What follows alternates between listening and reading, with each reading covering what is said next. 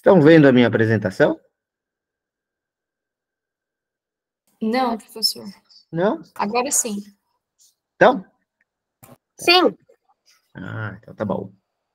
Peraí, deixa eu só ajeitar aqui para mim.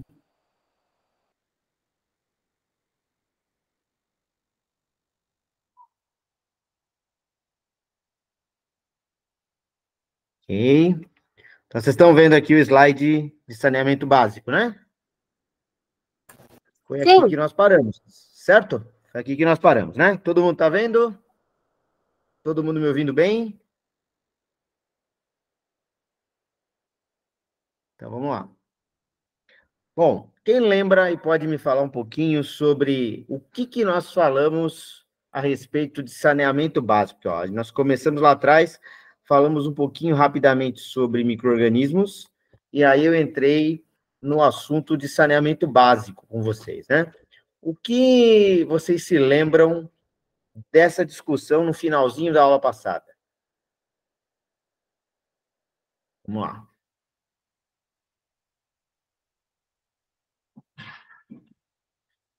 Ninguém? Cadê? O Pedro, Isadora, Maria Eduarda, que estão aqui pelo chat. Cadê vocês? Eu não lembro direito, professor. Era uma coisa relacionada a que locais com pouco saneamento básico acabam acumulando e desenvolvendo bactérias que acabam poluindo o rio e, de consequência, acabam poluindo a água e o que pode acabar gerando doença. Isso, vamos lá, tá certinho, vamos só organizar aí essas ideias. Vamos lá. Bom, primeiro de tudo, quando nós falamos em questões de saneamento básico, nós estamos falando da má qualidade da água, né? Então, seja desde a água poluída ou água simplesmente não tratada, né? Então, nós temos muitos problemas de saneamento básico nas nossas cidades aqui da Grande São Paulo, né? E então, tanto temos aqui, por incrível que pareça, nós temos muita gente que não tem acesso à água tratada, né? E tem também muita água poluída, né? Então, essa imagem que nós estamos vendo ali, ó, ela mostra um problema, né? Que tem em vários lugares, né? Então, da deposição dos dejetos na água, né? Então, esse destino inadequado do lixo, que acaba contaminando a água, né? Ele vai gerar ali ambientes poluídos, e esses ambientes poluídos causam tremendos riscos à saúde aí, através das doenças, certo? Então, esse foi o contexto que nós trabalhamos no finalzinho da aula passada, certo? Tudo bem? Saneamento básico é fazer tratamento da água, né? Não só o tratamento da água. Quando nós estamos em saneamento básico, nós estamos falando de tudo, né? Tanto a questão da água, quanto a gestão do lixo, né? Então, todo tipo de gestão de resíduo faz parte do saneamento básico de uma cidade, tá? É lógico que nós estamos habituados a entender muito o saneamento básico com essa questão da água, né? Mas ele é um termo muito mais amplo, beleza? Tudo certo? Certo? Então, vamos lá. Tá. Bom, agora eu queria saber de vocês, se vocês conseguem destrinchar qual é a mensagem dessa imagem que está no slide agora. O que nós temos aí? Temos 4 imagens. O que dá para dividir, para fazer de leitura com relação a essas 4 imagens? Os 4 cavaleiros das trevas. 4 cavaleiros das trevas? Os 4 cavaleiros do Apocalipse, pelo amor de Deus. Né? Então, vamos lá. Vamos entender um pouquinho essa imagem. Primeiro, vamos dividir essa imagem em duas, né? Então, do lado esquerdo da tela, nós estamos vendo 2 insetos, né? O barbeiro ali, né? Que é uma espécie bastante conhecida aqui no Brasil, não necessariamente aqui na área do Sudeste, mas no Centro-Oeste, no Norte, Nordeste, se conhece muito o barbeiro, né? E a imagem de baixo, né, bem mais conhecida da gente aqui no Sudeste, que é o Aedes aegypti, né, que é o mosquito da dengue, certo? Ok. O Pedro colocou aqui que entendeu como uma cadeia de contaminação, né? Então, vamos entender essa questão da cadeia de contaminação. O termo contaminação é legal aí para a gente trabalhar essa imagem. Nós falamos, então, desses insetos que estão do lado esquerdo. E do lado direito, nós temos aqui, ó, na parte de cima, o Trypanosoma cruzi. O Trypanosoma cruzi é um protozoário que infecta o sangue das pessoas e causa a doença de Chagas. E embaixo, nós temos aqui o vírus da dengue, né? Tá? Que causa, logicamente, a dengue, né? Tá. Ok. Então, qual que é a relação que existe entre aqui o Trypanosoma cruzi e o barbeiro e o vírus da dengue e o mosquito da dengue? Qual que é a relação entre as duas coisas? Ambos produzem essas doenças em locais com água? Tem a ver com um problema de saneamento básico, né, com determinadas condições de habitacionais, né, tem tudo a ver. Mas agora vamos entender a questão aqui dos dois tipos de seres aqui, ó. Os dois aqui, tanto o barbeiro quanto o Trypanosoma cruzi, eles estão relacionados à doença de Chagas, né? E aqui também, aqui embaixo, tanto o vírus da dengue quanto o mosquito estão relacionados com a doença, com a dengue. Agora, como é que eles se relacionam com relação a isso? O barbeiro não é ele que causa a doença, né?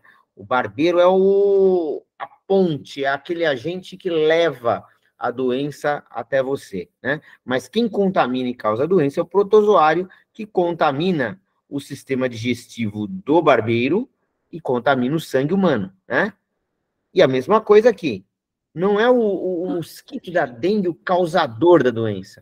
O mosquito da dengue é o transmissor do vírus. O vírus vai picar uma pessoa que está doente, vai se contaminar com o vírus vai desenvolver ali alguns estágios dentro do mosquito, e depois o mosquito vai contaminar uma pessoa que está sã, né? Fazendo o quê? Transferindo para a pessoa o vírus, né?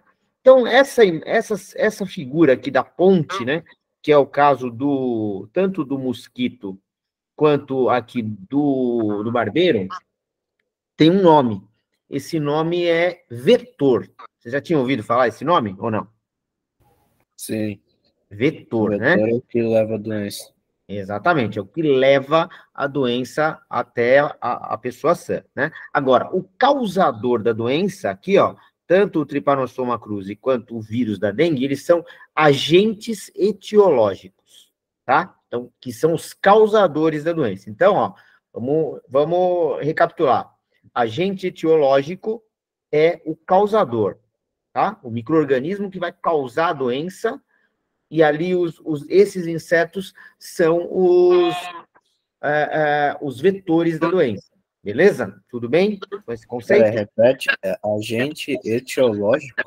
Agente etiológico. Vou escrever aqui no chat, ó. Peraí. Agente etiológico. Ó. Viu aí no chat? Ó, o agente etiológico é o causador da doença, tá? Desculpa, isso, agente etiológico, causador da doença aqui, ó. O Trypanosoma cruzi e o vírus, né? Agora, os insetos ali que nós mostramos, eles são os vetores, tá?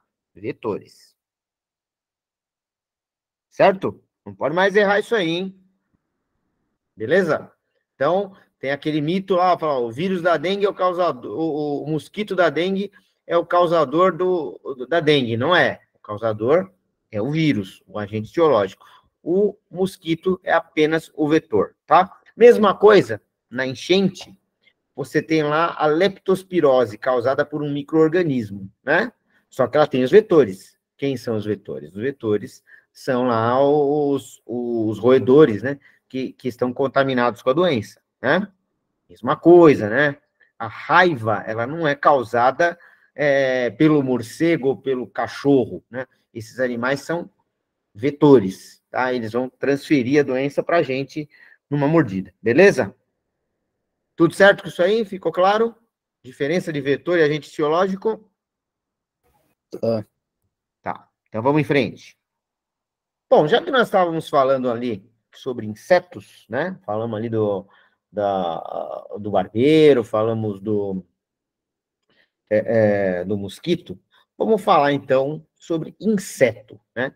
Primeiro, o que é um inseto? O inseto, ele é um invertebrado, né? Então, ele não tem esqueleto, né, interno como nós, como os outros mamíferos, como as aves, né? Ele tem só um exoesqueleto, né, que seria uma carapaça um pouquinho mais rígida, que dá ali firmeza para o corpo do animal, né? Tá?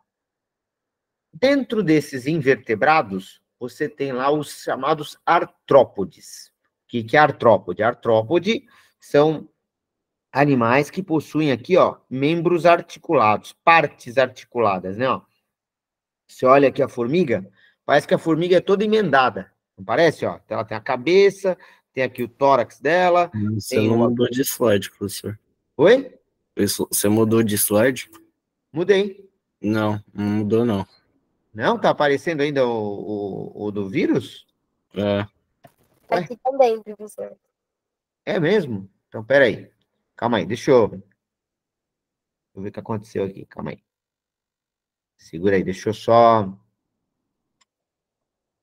interromper aqui o compartilhamento e compartilhar de novo. Vou tentar aqui, peraí.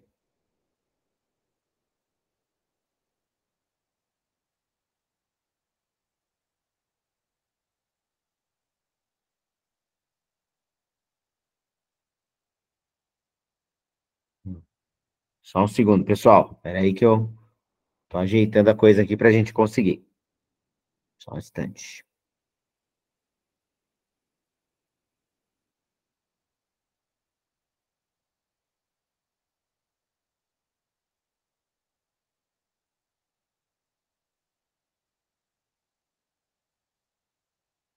Foi? Foi. Estamos com o slide de inseto. Deixa eu testar aqui, deixa eu ver uma coisa. Vou mudar de slide e vamos ver se vira o slide para vocês. Voltou lá naquele lá do mosquito? Sim. Sim, agora foi pro inseto. Sim. Ah, então beleza. Agora tá rodando legal. Então vamos nessa, vamos continuar. Bom, então como eu estava falando para vocês, ó, olhando aqui a imagem aqui, ó, do inseto, tá vendo? Ó? Uma formiga, né? A formiga parece que ela é toda montada, não parece, ó? Você tem aqui, ó, cabeça, aí tá articulado aqui já com o tórax, aí tem o abdômen dela aqui, né? Ó, que tem aqui algumas divisões, as patinhas e as antenas aqui, parece que é tudo articulado, né? Tudo montado, não parece? Então, essa característica é característica dos animais artrópodes. Então, que tipo de animais que tem? Você tem os crustáceos, né, como camarão, a lagosta, que são crustáceos. Você tem os aracnídeos, né, como, por exemplo, o escorpião e a aranha, que tem 8 patas. Você tem os miriápodes, né, que é como a lacraia, a centopeia, o piolho de cobra, lá que tem um montão de patas, né? E você tem os insetos, né? Então, qual que é a característica em comum em termos de, para você comparar ali, o que uma formiga tem de igual a um mosquito, igual a uma abelha, igual a um besouro, igual ao gafanhoto, né? Tem 6 patas, tá? Então, todo inseto é um artrópode que possui 6 patas, beleza? Tudo bem? Sim, tudo certo. Então, vamos lá. Ó, então, 6 patas, a mesma coisa aqui. A abelha, o mosquito aqui também, ó, também são 6 patas. O mosquito é um pouquinho mais difícil de ver, ó, mas ele tem 2 patas aqui viradas para frente e 4 viradas para trás aqui, né? Mas são 6 patas como as formigas, como as abelhas, os gafanhotos, as baratas, né?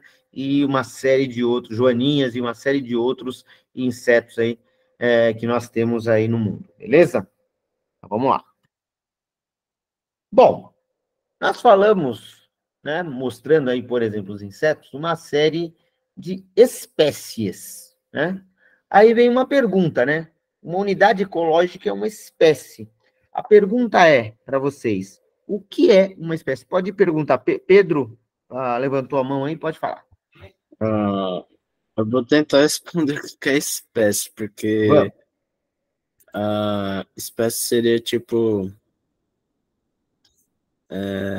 Tem um grupo específico que por exemplo, espécies de animais. Tem diferentes espécies de animais, por exemplo. Daí depois tem o leão, tem o urso. Seriam espécies de animais. E depois isso vai para outro fator, que nem é a raça, outros fatores assim, mas espécie seria diferentes tipos de seres vivos, acredito. Tá. E vamos só fazer um complemento aí dentro do que você falou. A espécie, o conceito só vale para animal, será? Não, para qualquer ser vivo. Qualquer ser vivo, perfeito. Então, plantas também têm as espécies, as bactérias têm as espécies, os protistas, né, que são os protozoários, têm as espécies, e o fungo, o reino fungo, que tem lá os fungos, as leveduras, também têm as suas espécies. Agora, o que caracteriza uma espécie? Então, por exemplo, nós estamos vendo na tela aqui, o nome científico é Panthera leo, né? Que é o leão africano, né?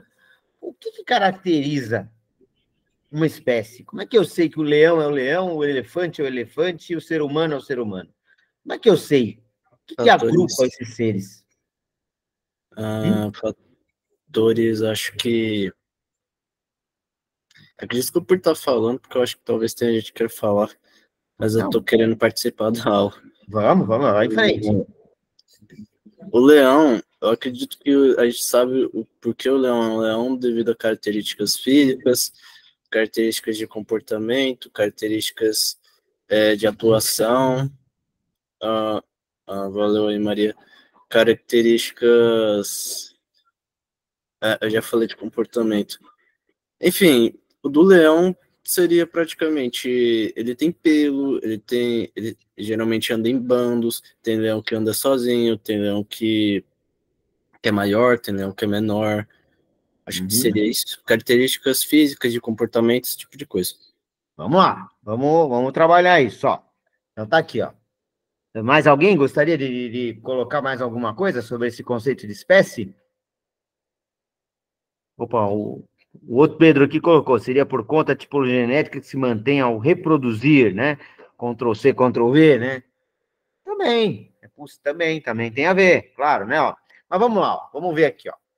Morfologia, fisiologia, genética e comportamento, né? Então, essas 4 coisas caracterizam uma espécie, que está dentro disso que os 2 Pedros aí estavam falando durante a nossa conversa agora, né? Então, como é que é essa questão de morfologia? Morfologia está relacionado a realmente as características físicas, né? Então, o leão é aquele jeitão dele lá, né? Então, felino grande, o macho com juba, a fêmea sem, né? Aquela cor meio parda, né? Então, já tem aqui, por exemplo, o gorila africano, né? Que ele é todo preto, cheio de pelos, grande, né? Então, essa é a morfologia, né? No caso do gorila ali, com um andar ali entre o quadrúpede e o bípede, né? E o ereto, né? Então, isso é morfologia, né? Você tem a fisiologia também. Como é que funciona, né? Então, como é que o físico desse animal funciona? Então, por exemplo, no caso do leão ou dos felinos, você tem aquela característica fisiológica que é as vértebras um pouco mais distanciadas, né? Que dá aquela capacidade dele de se alongar e de dar saltos, né? Com maior distância, né? Além disso, você tem a característica do felino, né? De sempre andar com umas patas, uma pisando, as patas de trás pisando aonde as patas da frente pisaram, né? Uma característica, né, dos felinos, esse tipo de coisa, né? Tá? Então, morfologia e fisiologia tá isso. Em como aquele indivíduo é fisicamente, aquela espécie é fisicamente, e como ela funciona, né? Como é que os órgãos dela, o metabolismo dela funciona, qual que é a fisiologia, né? Tá? Bom, por exemplo, no caso, voltando, indo para ainda nessa questão da fisiologia, no exemplo do leão, né? Ele tem o organismo preparado para ser um animal carnívoro, né? Então, o organismo dele está preparado para digerir carne, né? tá? Tanto que os felinos têm lá um aparelho digestivo mais curto, se você comparar com o aparelho digestivo humano, né? Então, isso é característico da maior parte desses predadores carnívoros, de ter um aparelho digestivo um pouco mais curto. Bom, outra coisa, né, é a questão genética, né? Então, aí está o Ctrl+C, Ctrl+V aí que o Pedro falou, né? Então, geneticamente, eles têm lá o mesmo número de cromossomos, o mesmo alinhamento genético, então, um leão cruza com uma leoa, vai nascer um leãozinho, não vai nascer outro animal, né? O elefante cruza com a fêmea do elefante, vai nascer um pequeno elefante. Parece tudo muito lógico, né? Mas você tem a questão biológica explicando por que isso acontece, né? Por causa de alinhamento cromossômico, né? Então, o ser humano, por que o ser humano cruza com o ser humano para dar origem a um outro ser humano? Porque são 23 cromossomos ali do espermatozoide, com 23 cromossomos do óvulo, dando origem a uma célula com 46 cromossomos. Todos os seres humanos têm como característica células com 46 cromossomos. Esse número, ele é específico da raça humana, é específico do Homo sapiens, mas você tem números de cromossomos diferentes aí para cada tipo de espécie, tá? Bom, outra coisa são as características de comportamento, né? Que também vocês citaram aí. Vocês falaram que, por exemplo, o leão, ele anda em bandos, né? Então, como é que é o comportamento do leão? Tem um macho lá, que é o líder do grupo, ele tem lá, às vezes, um ou outro macho ali junto no grupo e um harém de fêmeas, né? E uma batelada de filhotes, né? Então, isso aí é o grupo dos leões. Então, é comportamental que eles tenham isso, ter marcação de território, né? Essa questão do comportamento, a leoa que caça, o leão come primeiro, a leoa come depois, os filhotes comem em terceiro, né? Então, são todas características de comportamento dentro do que a gente pensa nesse conceito de espécie, né? Agora, voltando naquela questão dos cromossomos, né? O número certo de cromossomos emparelhados, né, entre o macho e a fêmea de cada espécie, explica por que o que caracteriza uma espécie é a capacidade de cruzar para gerar descendentes férteis. O que isso quer dizer? Está ali a última frase que está ali no meu slide, ó. Capacidade de cruzar e gerar descendentes férteis, né? A Gabriele colocou aqui como caracteriza também mamíferos, as aves, os répteis, entre outros. Exato, né? Todos esses animais, esses tipos de animais que você citou, todos eles têm essa mesma questão, viu, Gabriele? Aqui eu coloquei ali, ó, eu dei o exemplo do leão, do gorila, mostrei o elefante ali, mas tem ali o frango ali também, né? A galinha ali na ponta de cima do slide, mas a mesma coisa se aplica a todos os animais aí que você citou. Tanto mamíferos quanto aves, répteis, entre outros, eles têm lá morfologia característica, fisiologia característica, genética e comportamento. Tudo isso aí está relacionado a todo tipo de espécie, não apenas animais, tá? Mas também espécies vegetais e outras espécies de seres vivos, né? A mesma coisa com relação a essa caracterização aí, morfologia, fisiologia, genética e comportamento, né? E a capacidade de cruzar e gerar descendentes férteis. O que eu quero dizer com isso? Ó, dá uma olhada nessa imagem que está agora aqui no slide, né? O que é isso? Isso é um animal que foi o cruzamento ou de um leão com uma tigresa, ou de um tigre com uma leoa, né? Isso aí a gente vê pela internet, esse animal, né? Já em alguns lugares do mundo foi conseguido em cativeiro, né? Um tremendo de um problema, na verdade. Por quê? Né? O que caracteriza de problemático nesse animal, né? Normalmente, o que acontece? Apesar da semelhança, o tigre e o leão são espécies diferentes. Então, mesmo que eles tenham ali a possibilidade de nascer um filhote, como esse caso aí, o que eu já sei desse filhote? Esse filhote é estéril, né? Eu não preciso fazer nenhuma análise para saber disso. Por quê? Quando você cruza duas espécies diferentes, né? Então, aqui o Pedro perguntou, ó, se esse animal seria uma outra espécie. Não, ele seria um híbrido, né? Esse aí não existe um ligre, né? Na verdade, o ligre é um híbrido. E o que é esse híbrido? Ele é um animal, né? Fruto do cruzamento, aí, como eu falei, do leão e da tigresa, ou da leoa com o tigre, né? E ele é, entre outras coisas, ele é estéril. Sim, não se reproduzem, Giovana, exatamente. Eles, apesar de ter dado certo a gravidez lá e nasceu esse filhote, ele vai crescer e ele é um animal estéril, né? E ele tem outras coisas, né? Porque como o alinhamento, apesar deles terem provavelmente números semelhantes de cromossomos, o alinhamento dos cromossomos não é perfeito porque são espécies diferentes.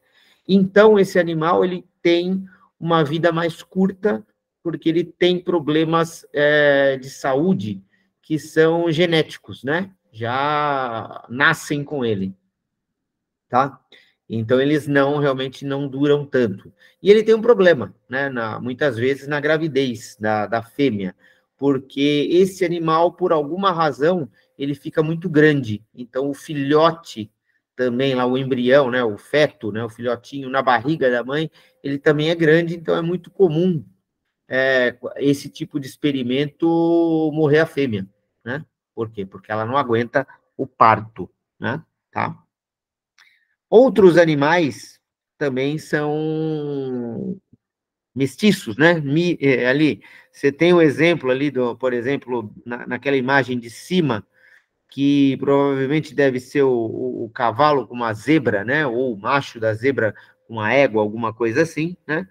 E aqui embaixo, né, a mesma coisa, zebra provavelmente com o asno, né? E aí você tem esses híbridos. E esses híbridos, eles não são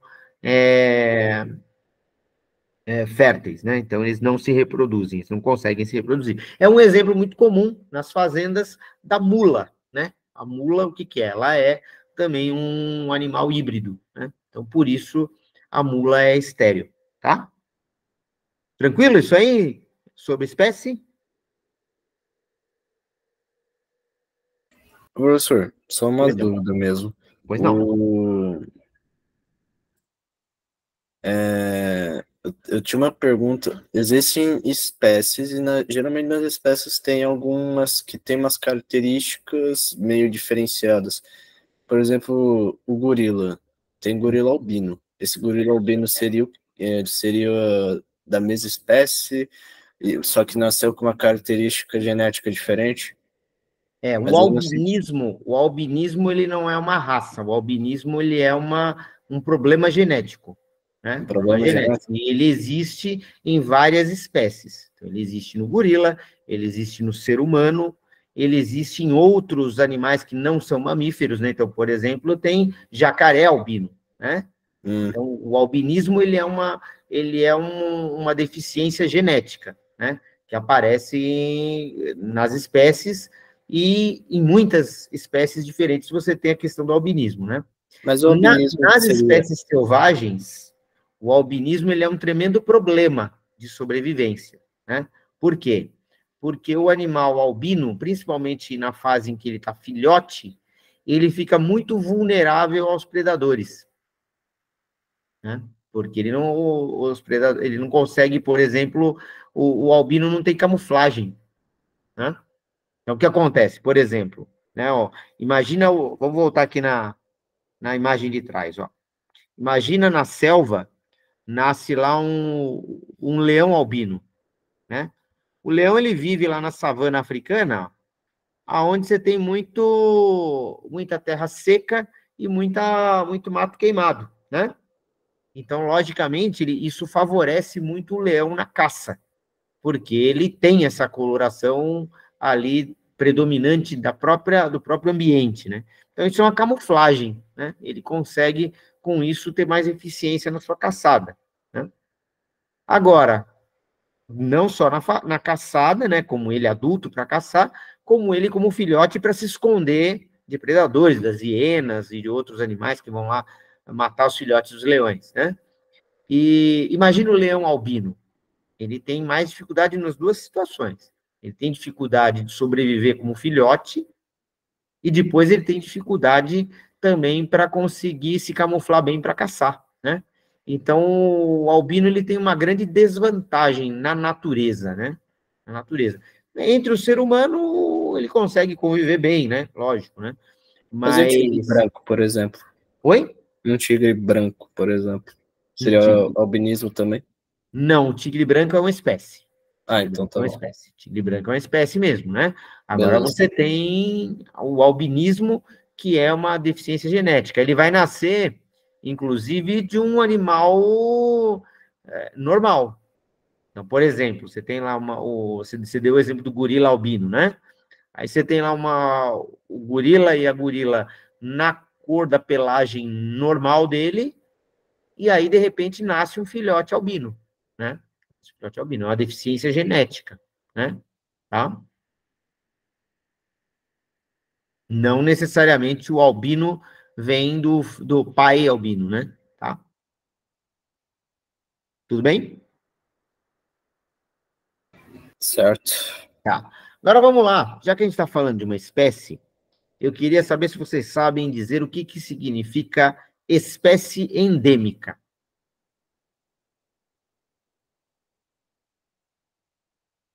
Alguém sabe? O quê? Endêmica. Espécie endêmica.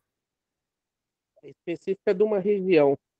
Específica de uma região. Perfeito, né?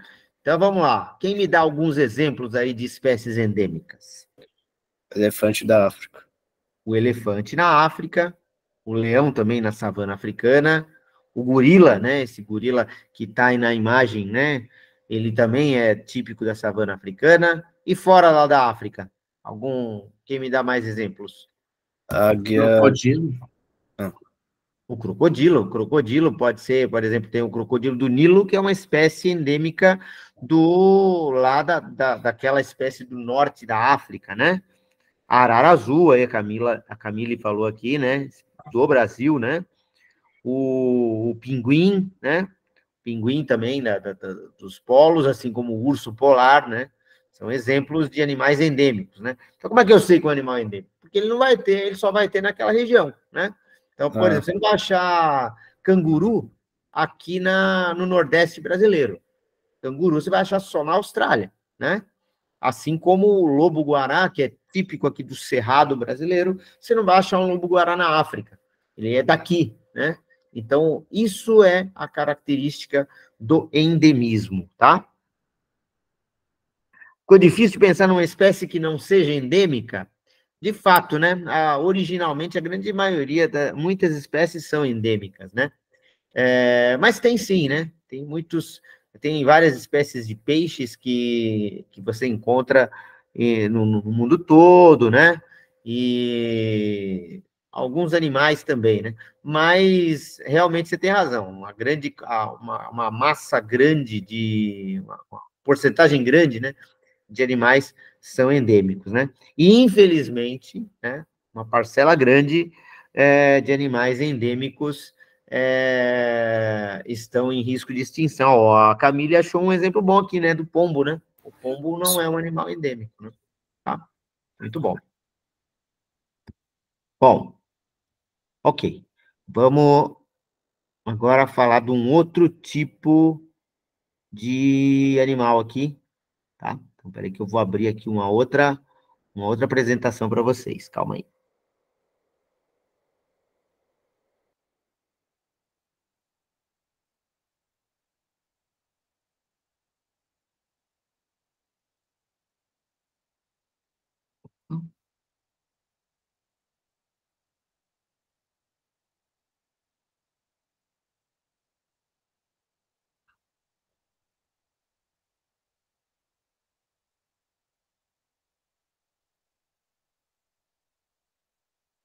Professor, Oi, pois não, pode falar. uma pergunta meio Estou abrindo aleatória, né? outra tela aqui, mas pode falar, diga. Uma pergunta meio aleatória, mas que me bateu aqui a dúvida. Hum, Bom, vamos pensar assim, por exemplo, nos gatos. Gato gato. doméstico, né? E Uhum. cachorro doméstico. De cachorro doméstico, a gente tem. Eu não sei se dizer se é uma espécie, mas a gente entra mais na parte da raça. Raças. De Uhum. cachorro tem todo tipo de raça. De gato, a gente não tem raça. Pelo menos não os domésticos. Isso seria o que exatamente? Seria uma adaptação dos Na gatos? verdade, são todos a mesma espécie, né? São Então, eles todos. têm ali características, né, que são modificadas. Muitas dessas espécies elas foram criadas através de cruzamentos específicos, né? Você vai isolando características e vai cruzando, cruzando, cruzando até chegar, né, em diferentes ali raças, né? Mas na verdade é a mesma espécie, é a mesma Beleza. espécie, né? Falou aí. A mesma espécie. É a mesma coisa, se você comparar, por exemplo, as raças de animais, por exemplo, como dos cães domésticos, dos gatos domésticos, né? Não é diferente se você pensar nas etnias humanas. O ser humano também tem etnias endêmicas, né? Você vê que tem lá o pessoal do Oriente, do Extremo Oriente lá, eles têm a tonalidade de pele amarela, tem os olhos puxados, né? O povo característico da África tem lá normalmente um porte maior com a pele negra, né? Você tem lá a turma lá do norte europeu, lá dos países nórdicos, que são super brancos, né? Você tem aqui na América do Sul um pouco mais do mestiço, principalmente aqui na nossa região, mas quando você vai, por exemplo, indo lá para as áreas do Peru, da Bolívia, você encontra já o tipo étnico mais próximo do indígena, né? Então, são etnias, são raças, porém, são todos homo sapiens, somos todos humanos do mesmo jeito. Então, a espécie é a mesma, mudam as etnias, no caso do ser humano, né? E que seria o equivalente dentro dos animais que você deu de exemplo aí, dos cães, dos gatos, as raças, né? Está dentro do mesmo tipo de conceito, tá? Valeu. Ficou claro? Ficou. Peguei Então a tá ideia. bom. Pegou a ideia, né? Legal, vamos nessa. Então vamos agora. Então agora eu trouxe aqui para nossa. Como nós vamos fazer uma aula dupla, eu trouxe uma outra aulinha aqui para vocês. Só que agora nós vamos falar do mundo pequeno, né? Vamos falar da microbiologia, né? Então, microbiologia, se a gente entender ali o que é o conceito, é o estudo da vida pequena. Estão vendo meu slide aí, né? A capa do slide da microbiologia ali? Sim? Sim. Beleza, né? Ó, então, o que tem nessa imagem ali? Ó? Tem uma foto feita no microscópio óptico de algumas colônias de bactérias, né? Então, micro-organismos são seres tão pequenos que nós só temos condições de vê-los através dos microscópios, tá? Tem um slide aqui, ó, que eu mostrei na aula passada, na aula anterior, né? Que era essa questão de quais são, né, os micro-organismos, né? Então, nós temos as bactérias, os fungos, os protozoários e os vírus, né? Tá? Vamos entender primeiro, quando a gente fala em micro-organismo, a gente sempre tem que pensar em dois lados, os benefícios e os prejuízos, né? Normalmente, o mais normal que a gente pense nos prejuízos, né?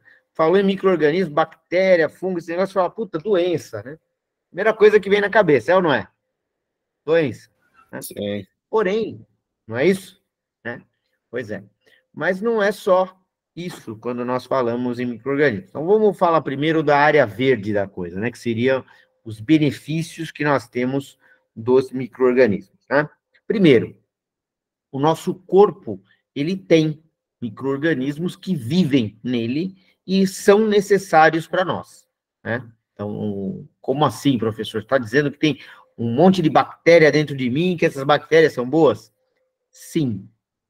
Incrível que pareça, sim, né? Então, esse conjunto de micro-organismos que nós temos dentro do nosso corpo chama-se microbiota, tá? Microbiota é o termo. Então, o que é a microbiota? É a diversidade de micro-organismos que nós temos dentro do nosso corpo. Ah, isso muda de pessoa para pessoa, será? Ou são sempre as mesmas espécies? O que vocês acham? Peraí, repete a pergunta. Ó, estou dizendo que nós, seres humanos, né, Sim, nós temos uma diversidade grande de micro-organismos que naturalmente vivem na gente. Então, tá. tanto na parte interna quanto na parte externa do nosso corpo. Tem bactérias no nosso corpo. Se fizer uma análise, se pegar a sua pele e fizer uma análise, você vai ver que tem bactérias dentro da boca da gente, tem bactérias no intestino, né? Então, tem muitos micro-organismos que vivem naturalmente no nosso corpo sem necessariamente causar doenças, né? E aí a pergunta é, será que essas espécies de micro-organismos, elas são as mesmas para todo mundo? Eu acho que não. Não. Quem mais? Quero mais opiniões aí. Quem mais me dá uma opinião sobre? Porque, Vamos lá? Turma? é porque Cadê as assim, meninas aí? como ninguém tá falando, eu tô querendo participar, como eu já disse. Vamos em frente. A Camille colocou aqui, ó. Acredito que diferentes, pois senão teríamos as mesmas doenças, né? Eu acho que é Tá diferente. certo. Pode falar. Desculpa te cortar, Não, pode. professor. Eu acho que é diferente porque cada pessoa aqui é diferente, tanto em tamanho, quanto em genética, quanto em estrutura física. Então, se a gente tem muito micro-organismo para uma pessoa pequenininha, tem a mesma quantidade de organismo com uma pessoa extremamente alta que pega 2 metros, eu acho meio improvável. Quantidade? Não, na verdade, esse fator, na verdade, ele nem afeta tanto, sabe? Né? O que afeta isso, né? Eu acho que É... pode mudar de pessoa para pessoa, porque é que nem existem doenças em que pessoas ficam mais vulneráveis e outras não. Então, os micro-organismos podem ser um pouco diferentes por conta disso. A Covid, né, é Opa, um exemplo disso, talvez. opa, Tem gente que é assim como eu bacana. acho, tem gente que não é, então talvez seja um pouco isso. Bom, tá. Aí, ó, esse ponto, né? Ele também não está diretamente relacionado aos tipos de espécies, mas ao metabolismo do ser humano. Então, por exemplo, eu posso, de repente, ter uma determinada bactéria de uma determinada espécie no meu corpo e você ter aquela mesma bactéria no seu corpo e você ser mais sensível àquela bactéria do que eu, ou o contrário, né? E aí, por exemplo, se ela for uma bactéria que causa uma doença, ela vai afetar muito mais aquela pessoa que é mais sensível àquele micro-organismo do que o outro, tá? Então, essa questão está relacionada não às espécies, mas sim à resistência que cada organismo, de forma diferente, vai ter ao micro-organismo. Pedro levantou a mão e pode falar. Agora que o outro Pedro falou, eu consigo entender melhor. Então, por exemplo, tem pessoa que é alérgica a amendoim. Tem gente que é alérgica e gente que não é alérgica a amendoim. Essa pessoa Sim. que é alérgica a amendoim, ela tem micro-organismo diferente da outra que não é alérgica. Nesse exemplo que você falou, não é o micro-organismo, mas a sensibilidade que a pessoa tem mesmo a algum componente ali que tem no amendoim, né? Tá. Aí não é necessariamente o micro-organismo, mas a sensibilidade da pessoa também está relacionada com a sensibilidade da pessoa, mas aquele composto, né?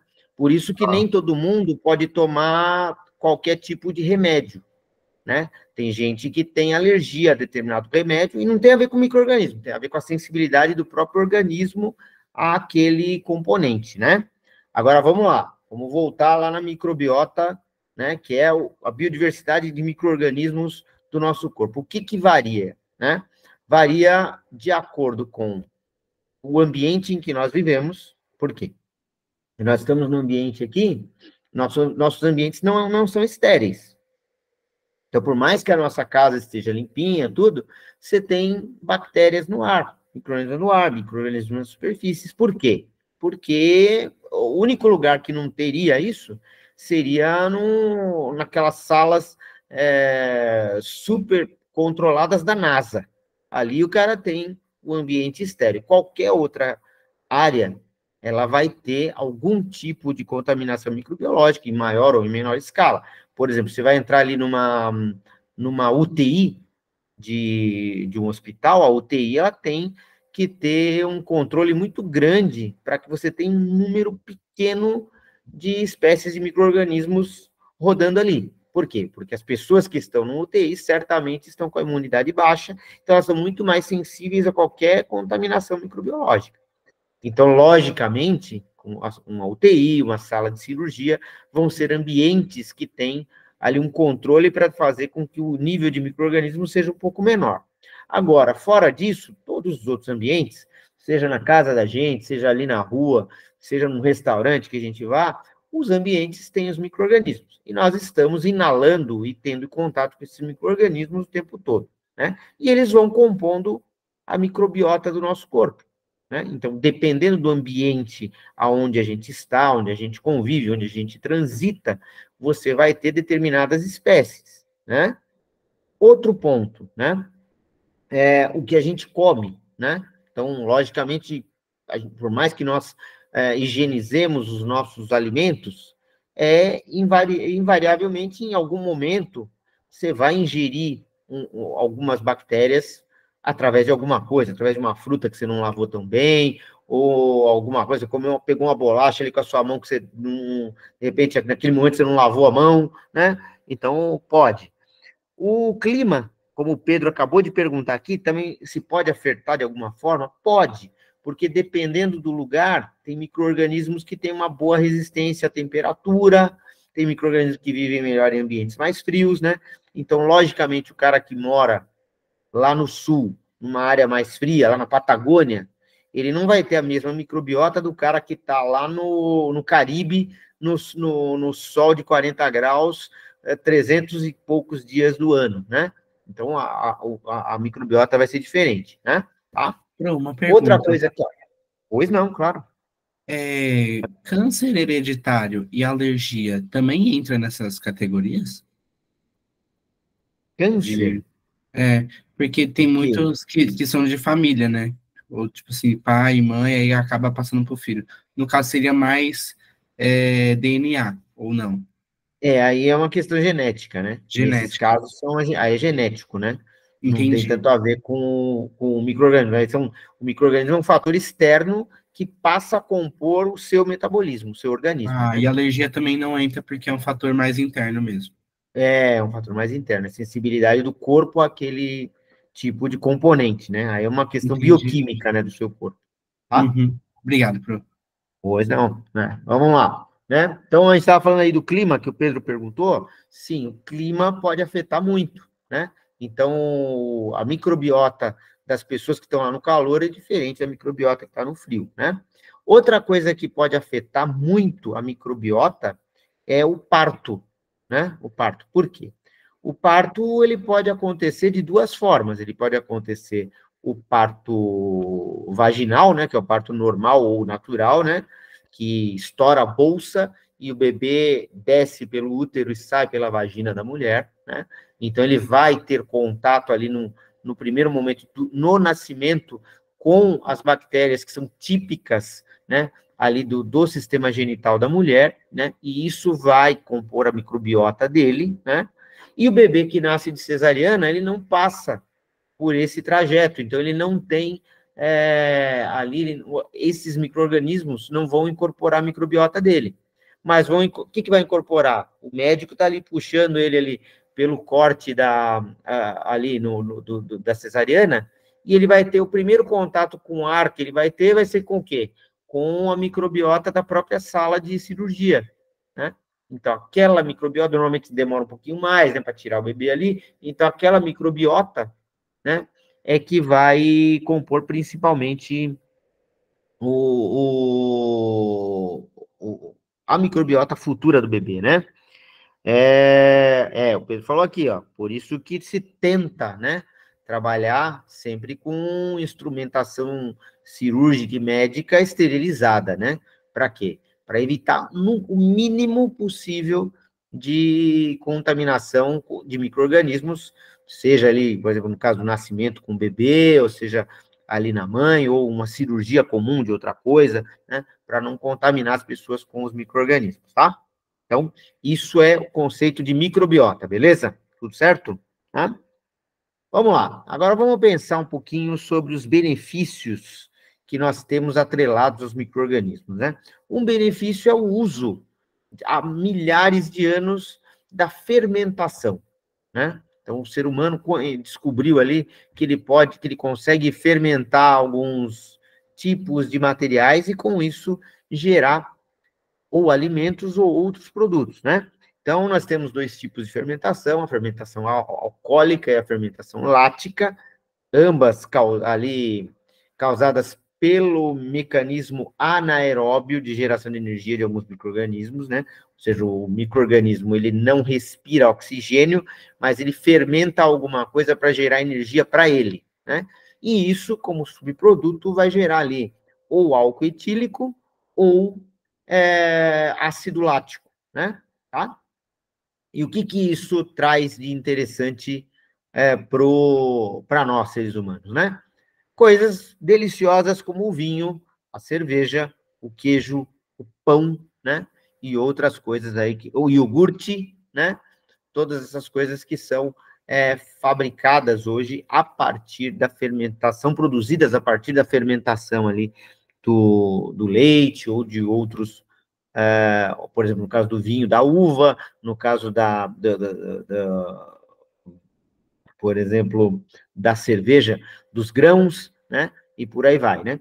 E não só para alimentação, né? Você tem também o fruto da fermentação sendo utilizado para fins de energia, como é o caso, por exemplo, dos combustíveis, né? Então, o álcool que nós usamos nos carros, né? Ele também é um produto ali da fermentação alcoólica da cana-de-açúcar, certo? Bom, outra coisa, como é o caso da penicilina, é um medicamento, né? Um medicamento antibiótico feito a partir de um micro-organismo, né? Então, além dos antibióticos, você tem também muito cosmético que utiliza micro-organismos hoje em dia para você conseguir determinados resultados. Um exemplo bem clássico disso é o Botox, né? Que a mulherada usa lá, né? Então, o Botox, ele é sintetizado a partir do quê? A partir de uma bactéria, tá? Outra coisa são os processos de biorremediação. Vocês já ouviram falar de biorremediação? Quem sabe aí o que é? Processo do corpo se autocurar. É que eu não sei a palavra certa. Mas não é esse não, né? Biorremediação está relacionado com o meio ambiente. Ah. Biorremediação é o seguinte, por exemplo, no passado, como é que se fazia? Só tinha uma alternativa. Imagina que, por exemplo, tem um navio lá, aí o navio teve um vazamento, navio petroleiro tem um vazamento de petróleo, formou aquela mancha enorme lá numa área do oceano, né? Como é que se fazia no passado? Você tinha que isolar toda aquela área com boias, né? O petróleo fica boiando, né?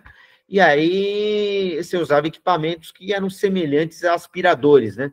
Para você sugar ali aquela mancha de óleo, né? Dava resultado? Dá resultado, funciona, é usado até hoje, né?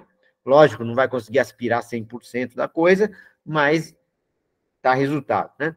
Hoje em dia, se tem algumas alternativas, né, mais ecológicas para isso, que é a biorremediação, ou seja, determinados tipos de micro-organismos que você isola, aquela área lá, por exemplo, com a mancha de petróleo, e você joga sobre essa mancha ali o líquido que contém determinados tipos de bactérias. E essas bactérias, elas vão consumir e quebrar ali aquele petróleo e vão degradar aquilo, biodegradar aquilo e acabar com aquela contaminação, né? Também existem processos de biorremediação voltados para a contaminação de solo, né? O cara pega lá um solo que está tudo contaminado, ele joga ali determinados micro-organismos, esses micro-organismos vão crescer ali e vão degradar ali aquela contaminação, né? Tá? Então, isso é Peraí, Bastante professor. comum hoje em dia. Então, Pode falar. pelo que eu entendi, biorremediação é o uso de micro-organismos para realizar alguma função de cura? É que cura não é a De melhor palavra. remediação de áreas contaminadas, né? Para recuperação de áreas contaminadas. Mas isso seria dentro do nosso corpo? Essa Não, não. biorremediação? Não, biorremediação é no meio ambiente. Então, por Ah, exemplo, tá. num solo que esteja contaminado com óleo, numa lagoa ou num mar que esteja com uma mancha de petróleo, por exemplo, esse tipo de coisa. Ah, tá. Achei que era dentro do nosso corpo, mas Não, tá bom. não, esse não. Esse aí é para questões de meio ambiente, tá? Biorremediação. Agora, tem também o lado ruim da coisa, né? O que é o lado ruim, né? Primeiro, as doenças. Então, tem um monte de doenças causadas por micro-organismos, né? Então, se você listar aqui, dá para fazer uma lista enorme, né? Então, você tem, por exemplo, a AIDS, que é causada pelo vírus HIV, você tem o ebola, né, que é uma doença endêmica gravíssima lá na África, né? Que é causada por um vírus, né? Você tem a gripe comum que tem no mundo todo aí, causado pelo vírus influenza, né? E por aí vai, né? Você tem doenças sexualmente transmissíveis, como a gonorreia, que é causada por uma bactéria, né? A doença de Chagas, lá, que é causada por um protozoário, né? Que é o Trypanosoma cruzi, e aí vai, né? Você tem ali uma série de doenças causadas por micro-organismos, né? Inclusive doenças que nós tratamos como síndromes alimentares, né? O cara comeu lá um negócio estragado, aquilo ali vai causar ali, por exemplo, uma disenteria ou um vômito, né? Uma crise de vômito nas pessoas. E o que é aquilo? Aquilo lá são toxinas das bactérias que estão agindo ali no organismo e causando o problema, tá? Bom, outra coisa é a biocorrosão, né? Então, existem bactérias, sim, que causam corrosão, ou pelo menos aceleram a corrosão nos metais, né? Então, isso é muito comum, por exemplo, em tubulações que ficam enterradas, né? Tubulação que fica enterrada lá de transporte de combustível ou de gás por baixo da terra, né? Ou lá por baixo de um rio, né? Por baixo do mar, né? Por dentro do mar, né? Então, existem bactérias nesses ambientes que eles aceleram, né, os processos de corrosão dos metais e dos revestimentos, né, das tintas que protegem ali essas tubulações, né? Então, esse processo é a biocorrosão, né? O que é isso? Então, é processo de corrosão de alguma coisa em função da ação dos micro-organismos, beleza?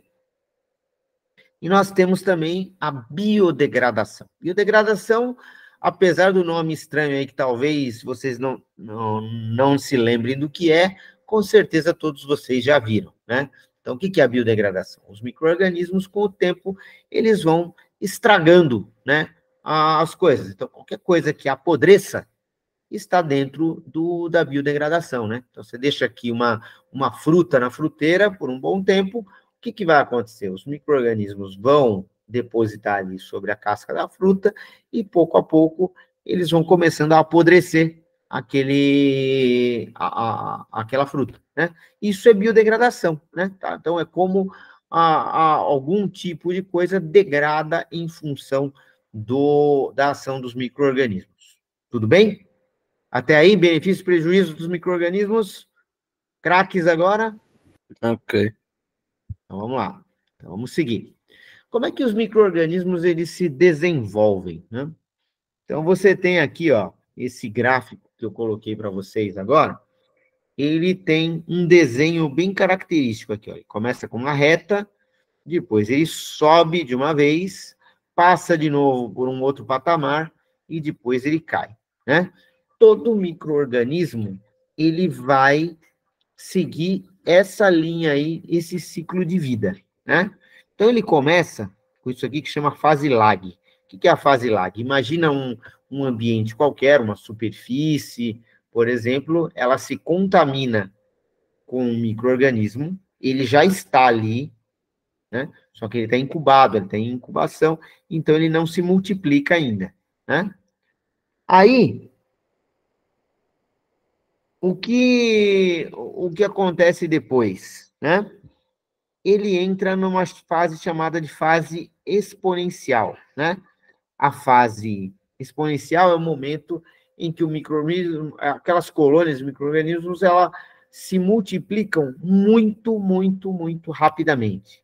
Então, um ambiente contaminado, quando ele entra nessa fase, você consegue aqui, de algumas centenas de indivíduos de bactérias, transformar em pouquíssimas horas aquilo em milhões e milhões, né? Tá? Depois, esse micro-organismo, essa colônia de micro-organismos, ela entra numa fase estacionária, né? Então, ela não aumenta mais. E aí, depois, ela cai e morre, né? Tá? Então, é assim, esse é o ciclo de vida de uma bactéria, é o ciclo de vida de um fungo, né? Então, ele tem ali uma fase em que ele não se multiplica muito, depois uma fase em que a multiplicação é muito grande, estaciona aquela colônia, depois ela decai e morre, né? E o que precisa para que um micro-organismo se desenvolva? Primeiro de tudo, água. Um ambiente que não tenha água, não tem micro-organismo, né? Por isso que qualquer ambiente que seja úmido, ele vai ter uma proliferação maior de micro-organismos. É só olhar, por exemplo, de uma casa, né? Se a casa ela tem ali uma área da parede que tem uma infiltração de umidade, e aquela área fica úmida, é ali que vai formar aquele mofinho preto, né? Aquelas manchinhas pretas, né? Que tem, por exemplo, em área molhada da casa, ou seja, no banheiro. Se toma aquele banho no inverno lá, toma aquele banho de 2 horas lá na água quente, aquele vapor, ele deixa aquela umidade ali constante naquela região, então a parte ali, ó, o teto do banheiro, normalmente ele tende a ter um pouco mais de mofo do que o restante da casa. É isso ou não é? Pior que é verdade. Né? Isso aí, né? Então, essa é a explicação para isso, né? Bom, as bactérias, e os outros micro-organismos estão em precisão de nutrientes, né? Que tipo de nutriente? Aí tem de vários tipos, né? Elas podem se alimentar fermentando fontes de proteína, elas podem quebrar carboidratos, né? No ambiente, elas podem se alimentar usar como nutriente todo tipo de matéria orgânica, né? Então, até, por exemplo, numa indústria metalúrgica, você pode ter uma contaminação em determinadas peças com micro-organismo, por quê? Porque o óleo é um nutriente aonde pode crescer micro-organismo, né? Então, pode acontecer isso aí, né? Tá? A presença de oxigênio, ela pode ser ela pode ser uma necessidade ou não, aí depende da espécie, do tipo do micro-organismo. Por quê? Você tem os chamados micro-organismos aeróbios. O que são os aeróbios? Eles geram energia a partir da respiração do oxigênio, igual nós, né? Tá? Aí você tem os anaeróbios. O que são os anaeróbios? Eles não utilizam oxigênio. Então, eles vão fermentar alguma coisa e vão, a partir daí, gerar energia, né? Por exemplo, os rios muito poluídos, eles não têm mais micro-organismos aeróbios, porque os micro-organismos aeróbios morrem, que não tem oxigênio na água, né? Mas aí você tem uma porção grande ali de micro-organismos anaeróbios que se proliferam, né? E você tem uma outra categoria, que são os chamados anaeróbios facultativos. O que é isso? São micro-organismos que, em condições normais, eles são aeróbios, eles respiram oxigênio. Só que, se faltar oxigênio, eles têm condições de mudar o metabolismo deles e fermentar alguma coisa para conseguir obter energia, né? Então, esses aí são os anaeróbios facultativos, ok? E nós temos também o efeito da temperatura, né?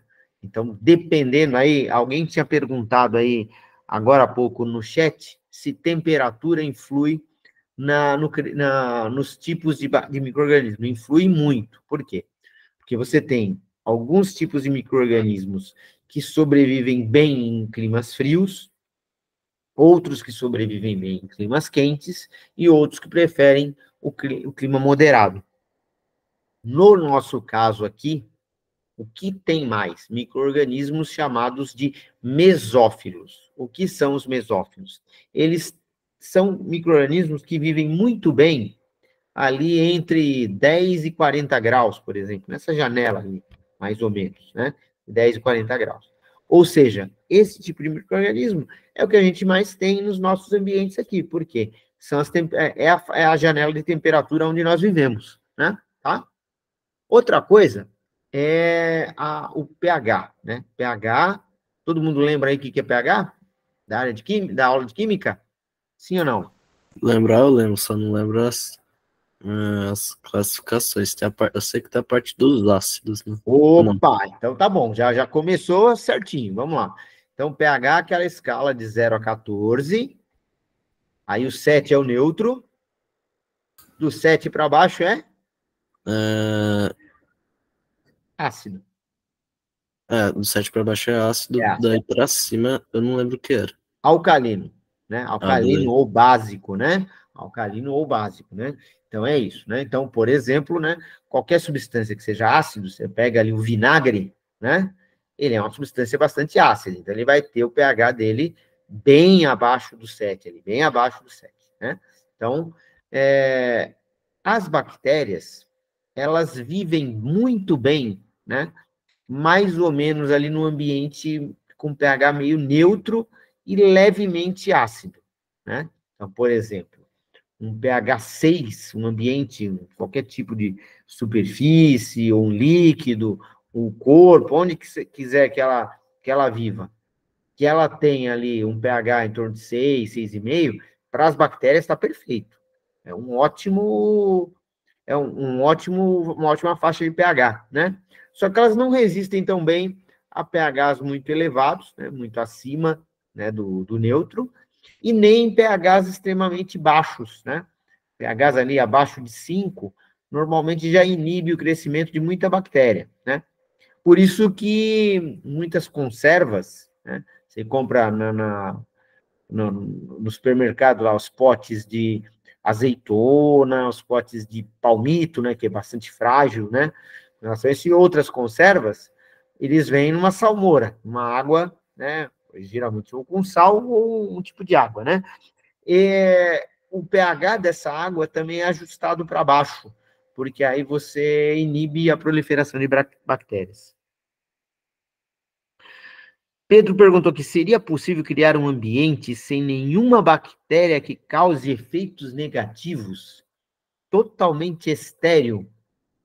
Olha, um ambiente totalmente estéril, Pedro, eu imagino, como eu falei agora há pouco, aonde eu imagino que talvez possa ter isso, talvez em alguns tipos de laboratório muito especiais no mundo aí, que normalmente estão lá nessas agências espaciais, né, como a NASA nos Estados Unidos, por exemplo, talvez eles tenham algum tipo de laboratório aonde ele consiga esse tipo de ambiente que você está falando, né, um ambiente sem nenhuma bactéria, realmente estéril mesmo, né? Mas eu desconheço outro tipo de ambiente que possa ter isso, né? Mesmo a UTI de um hospital, que é uma área bastante controlada com relação a isso, ele não é estéril, ele vai ter ali um determinado número de micro-organismos, é mais controlado, mas eles estão lá, né? Tá? Bom, e tem aqui uma outra coisa que eu coloquei na imagem, que é o biofilme, né?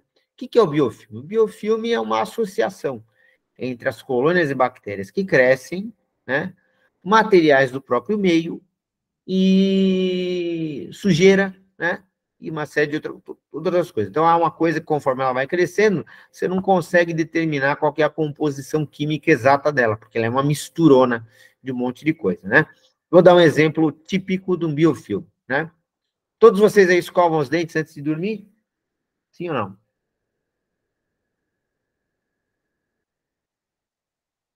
Ó, tá, esse silêncio aí ficou estranho, hein? Óbvio, né, professor? Sim, né? Todo mundo escova os dentes, né? Antes de dormir, né? Então, o que acontece? Você vai lá, escova os dentes antes de dormir. Aí você passa a língua dos dentes, o que que você sente? Depois que você escovou os dentes. Eu sinto. Tudo lisinho, né? Não é isso? Eu sinto que o ambiente tá. Eu sinto que pelo menos o ambiente dentro da minha boca tá limpo, né? Tá limpo, né? Então, mas quando você passa a língua sobre os dentes, o que que você sente? Você sente aquela sensação de que tá lisinho, né? Porque Isso. você removeu toda a sujeira, certo? Aí você vai dormir. Dormiu lá, 8 horas, acordou amanhã cedo. Quando você acorda lá, você passa a língua nos dentes, tá áspero. Não tá? De manhã? Sim. Experimenta amanhã. Experimenta. Quem aí ficou na dúvida, experimenta amanhã cedo. Escova os dentes hoje, vai estar lisinho, vai dormir. Quando você acordar amanhã cedo, passa a língua nos dentes, você vai ver que tá meio áspero, né? Tá áspero, tem ali aquela, como se fosse uma camadinha de uma massinha branca, que você acaba removendo quando você escova os dentes de novo, logo que você acorda, né? Você levanta, você vai lá, escova os dentes, limpou os dentes, ficou tudo lisinho de novo, né? O que que é aquilo, aquela massinha branca? Aquela massinha branca é o biofilme. O que aconteceu durante a noite que tava ali, você foi dormir, estava lisinho, aí depois não estava mais, né? O que acontece? As bactérias naturais da boca, elas estão ali, por mais que você escovou os dentes, você usou ali um enxaguatório bucal, que diminuiu ali a quantidade dos micro-organismos, mas de qualquer forma não ficou estéril. Eles estão, a bactéria está ali também. Lembra que eu falei, ó, que depois de um tempo ela fica um tempo assim, aí depois ó, ela sobe e multiplica rapidamente? Então é o que vai acontecer durante a noite. As bactérias, elas vão lá, algum tipo de resíduozinho que tem ali de alimento que não ficou tão. De repente, pô, não passou o fio dental direito, ou não escovou 100% os dentes ali, fica algum pequeno resíduo ali, que as bactérias foram lá e fermentaram aquele negócio, né? Aí tem lá também a saliva, né? Que tem algumas proteínas na saliva também. Aí as bactérias foram lá e fermentaram essa saliva. Isso vai formar ali, vai aumentar ali o número de colônias de bactérias, vão se multiplicar durante a noite, e elas também vão ser, vai ter secreções, né, de produtos da própria bactéria, né? Tudo isso misturado forma ali a plaquinha bacteriana, que é aquela massinha branca do dente, que é um biofilme que você remove quando você escova os dentes de manhã de novo, tá? Então, isso é um exemplo aí do que é o biofilme, né? Uma associação ali, então, por exemplo, no caso da boca, uma mistura ali da saliva com as bactérias que se multiplicaram, algum resíduozinho que tem ali, os próprios produtos metabólicos das bactérias, tudo isso junto forma aquele depósito branquinho lá, tá? Se a baba influencia a saliva? Claro que sim, né? Por quê? Saliva, ela tem, né, lógico, a maior parte dela é água, mas ela é composta de sais minerais e ela também tem alguns tipos de proteínas, né? Faz parte, né, da composição da saliva. Se pegar uma amostra da saliva do cuspe e fizer uma análise de laboratório, análise química, o que você vai achar? Você vai achar que tem água, você vai achar que ela tem alguns sais minerais e que tem uma certa porcentagem de algumas proteínas, né? Então, isso influencia sim, viu, Pedro? Influencia bastante na formação do biofilme, tá? Só para a gente finalizar a aula, vou dar aqui, ó, um exemplo prático, né, da proliferação do micro-organismo, de um fungo, né, dentro de uma instalação industrial, ó. Então, ó, tá vendo essa caixa aqui com essa grade, ó? Isso aqui tudo é uma estrutura que tinha que ter aqui um líquido transparente. E aí, o que aconteceu? Contaminou com fungo? Não tá compartilhando, professor. Oi? Não tá? O slide, não, pelo menos não para mim. Pessoal, tá. Cadê a turma aí? Virou o slide ou não? Também não? Então, peraí que eu vou de novo. Segura aí. Oh.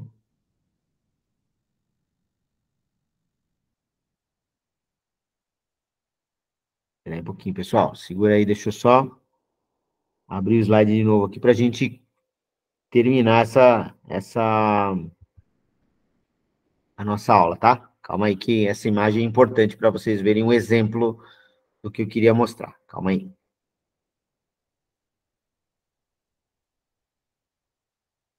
Só um segundo que eu fechei aqui, estou recarregando para a gente poder ver. Ah, tá.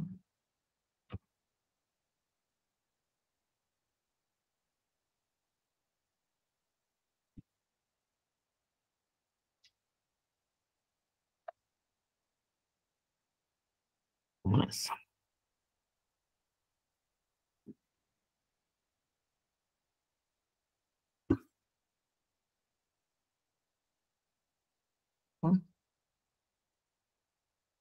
Vamos.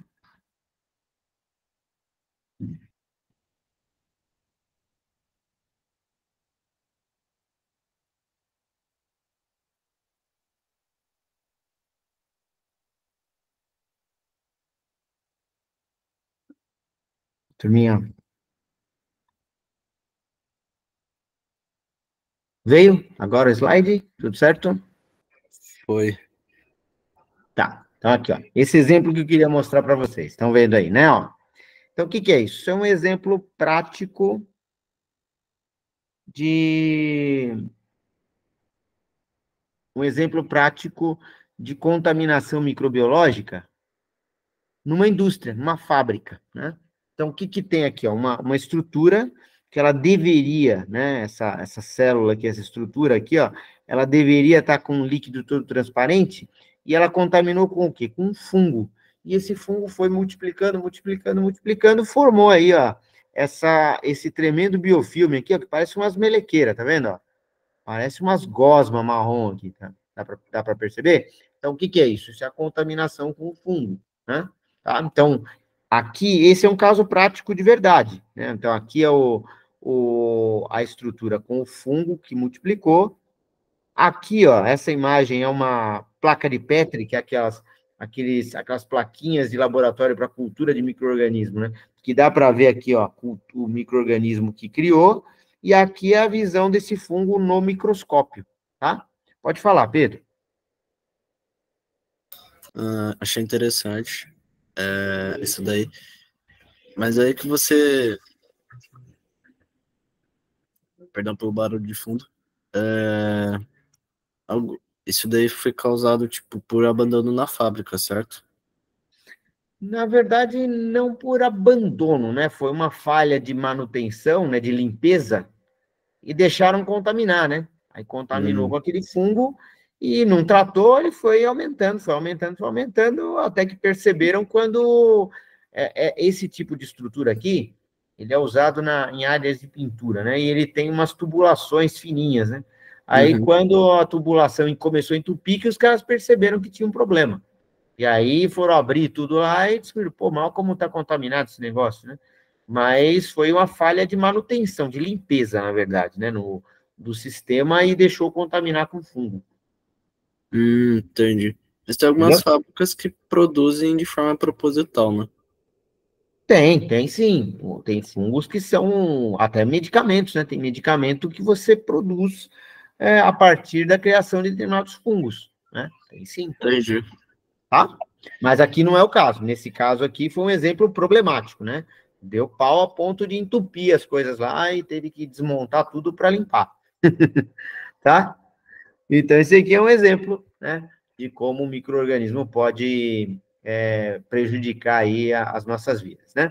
Bom, na semana que vem, estamos acabando a nossa aula hoje, na semana que vem nós vamos falar um pouquinho mais ó, de exemplos de contaminação prática com bactérias, e nós vamos falar um pouquinho de como é que as bactérias funcionam, tá? Beleza? Dúvidas aí por enquanto, pessoal? Ou tá tudo em ordem? Não, pronto. Tudo certo? Certo. Então tá, joia. Bom, então nós vamos finalizando por hoje aqui, né? Espero que vocês tenham gostado aí da nossa aula, e aula dupla, né? E semana que vem tem mais, tá? Um abraço, bom descanso a todos. Obrigada, E a gente se vê professor. semana que vem. Tchau, professor. Tchau, até semana que vem. Tchau, gente. Tchau, obrigada.